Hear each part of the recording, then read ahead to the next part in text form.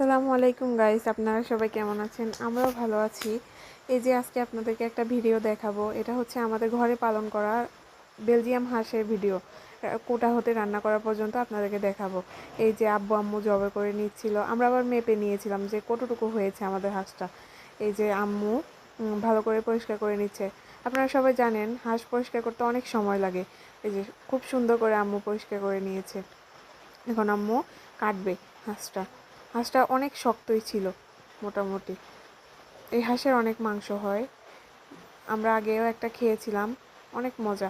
এই যে আব্বু আম্মু দুইজনে মিলে কাটতে হয়েছে এই হাঁসটাকে, আম্মু একা পারতেছিল না তাই।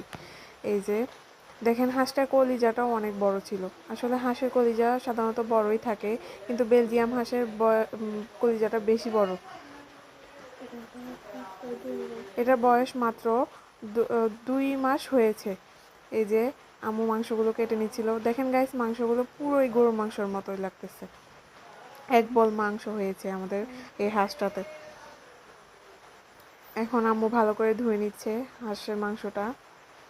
যে আদা রসুন বাটা, তারপর মশলা, তারপর রাঁধুনি মশলা, হলুদ মরিচ লবণ সব কিছু দিয়ে ভালোভাবে মেখে নিয়েছে। এই যে এখন কত সুন্দর দেখাচ্ছে মাংসটা। চুলায় বসায় দিবে। চুলায় বসানো হয়েছে। এই যে আমাদের মাংস বোনা হয়ে গেছে। সবাই ভালো থাকবেন। আল্লাহ হাফেজ।